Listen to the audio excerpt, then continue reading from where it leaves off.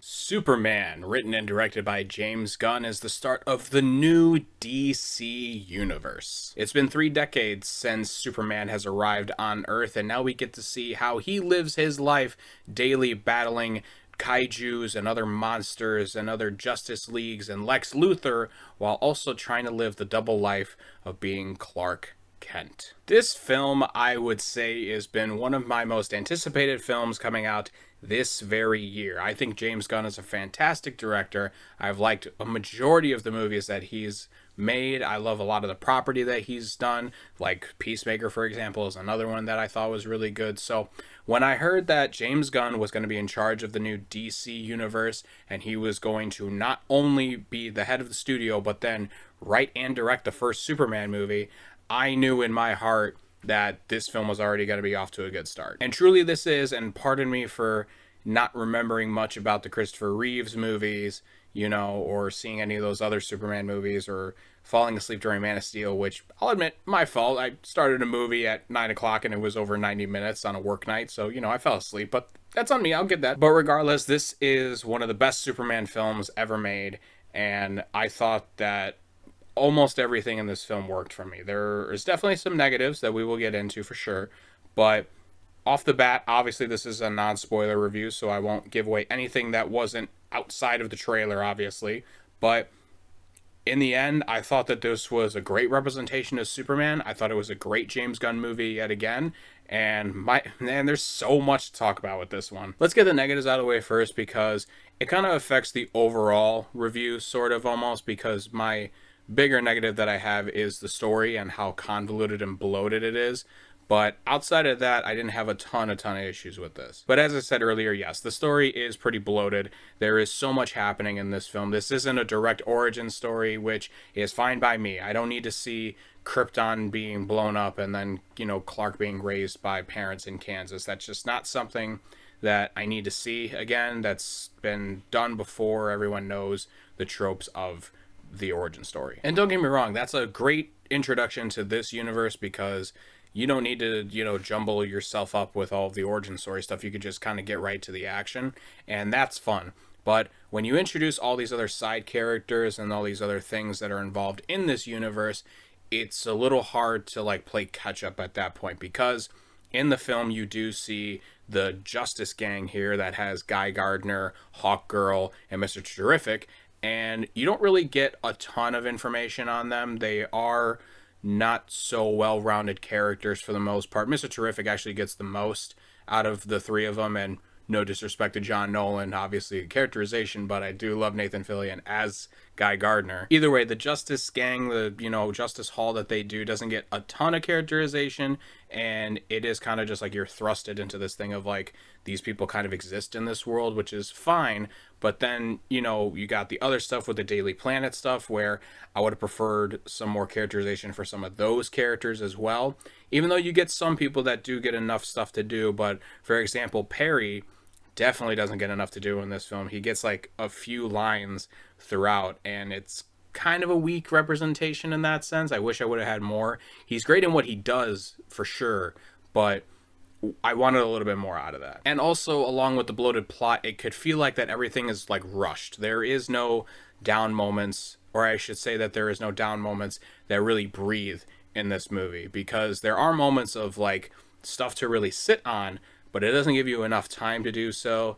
And that also ties into the fact of the James Gunn humor as well is really live and prevalent in this. And if you are not a fan of the James Gunn humor, that's understandable. I do like it, but there is a point sometimes where it is a little too much. Maybe you don't need a joke here and there. You can let something breathe a little bit, which is a shame, because he did a movie like Guardians of the Galaxy Volume 3, and that one had a lot of emotional moments and a lot of emotional beats to really let breathe and let the audience kind of digest what happens. And in this Superman movie, there isn't a ton of that. There is moments of, great sorrow, or great, moments that impact the story, I should say, but you don't get enough time to really fully digest it for almost all of the moments. And the last little nitpick thing I would have for this is that there is definitely CG kind of heavy effects here, trying to lift a lot, but I've also, kind of now realized that the fact that most movies with CGI, if you don't give these films like more than 2-3 years to really fully develop the computer generated sort of stuff, everything's just kind of look cartoonish almost, and it just won't look like as realistic as possible. But there are still many things in this movie that looked amazing. There was just a few here and there that was kind of like, that's a little computer graphic heavy. It's a little much for me for this part. But outside of that, there is a lot to like in Superman. And let's just get Big Blue out the way right now, because David Corenswet, by God, he is one of the best representations of Superman I have ever seen. Again, no disrespect to Christopher Reeves, as most people think that that is the best portrayal of Superman. Pardon me for not remembering a movie that came out many years ago that I probably haven't seen more than once, if that. But regardless, he's fantastic. He's the right charm. I know people say he's a little shouty in this and he's a little emotional in this, but it didn't really bother me too much. You kind of have to give Superman a little bit more humanity and a little bit more stakes in his stories in order for people to care. And I thought that James Gunn did a good job with that. My only negative for Superman in this film is I wish that David Corenswet was portraying Clark a little bit more, but that's a little bit more towards story aspect. That's not really his fault, I should say. I wanted a little bit more Clark in this. You do get a ton of Superman, and that's fun, and that's fine.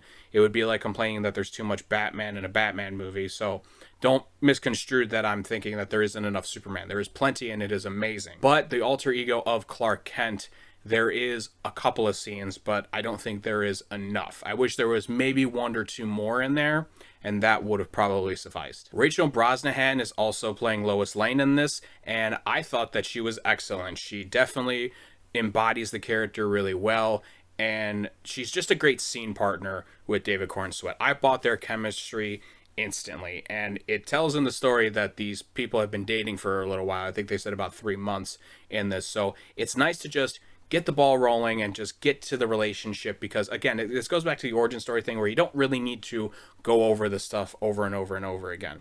Just get to the stuff that people know and like, get them kind of in a relationship right now, and you're going to hit the ground running. And I thought that she more than holds her own in a lot of scenes. She actually gets a lot to do as Lois Lane in this one.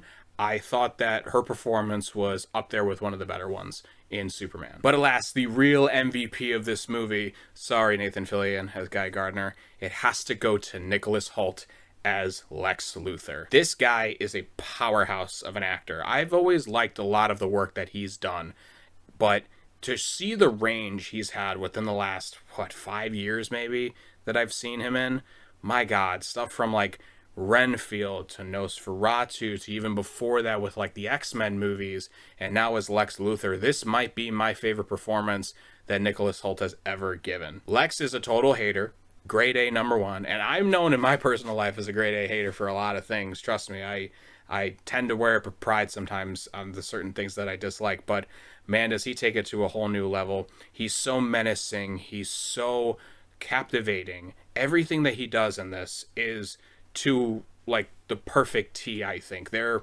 is a specific monologue towards the end of the film where he has a fight with Superman, and I won't say in what context, obviously, but it involves him at least for sure. And he gives this monologue, and he's like pumping his fist in the air while shouting something, and that whole sequence, and seeing him kind of be in this control room and shouting at Superman because he has like a speaker around the area so that he can hear him, so he can still talk to him. Like, it was so amazing to see how much Nicholas Hoult chews the scenery. He also not only has that scene, there is another scene that is a big spoiler that I won't say, that really took me off guard in how the story took it to this level. I was like, oh wow, I did not think that James Gunn would bring it to this. And again, like I said, it's one of the better, parts of the movie. I think he's the best actor in the whole movie. I think he is genuinely, of the actors, probably the best one here. But that's not to say that everyone isn't also pulling their weight too. Like I said, David Corenswet, great actor for Superman. Rachel Brosnahan, great as Lois Lane. All three of them have really good chemistry together on screen. And even some of the side characters, as I said earlier, with Nathan Fillion as Guy Gardner, and the actor who plays Mr. Terrific is also really, really good. But also you get the guy who plays Jimmy Olsen in this, also really fun. He gets a lot more than you'd expect to do in the Superman movie, and it, I don't mind. I thought that he was fun, he was charming. He definitely, like I said, like there's some side characters that definitely needed some more depth and, stuff within this. But Jimmy Olsen isn't part of that. Jimmy Olsen actually gets a lot to do. He's entertaining. He is integral to a lot of scenes in, the later half of the movie. And I don't know, I just loved it. I really liked the portrayal. The action scenes are fun, fast, wildly entertaining. If you could get past some of the CG stuff, which is kind of commonplace now with superhero movies at this point, it is really, really great to see. The flying scenes in particular with Superman is also really, really fun. And I will say the final probably thought I will have on this film is that there is a scene, and it's seen in the trailer obviously, where you see a group of like a nation sort of like starting to go to war or about to go to war, and you see a child lifting up a flag with the Superman logo on it, and he starts shouting for Superman and chanting for Superman, and the whole nation starts to shout for Superman's name there.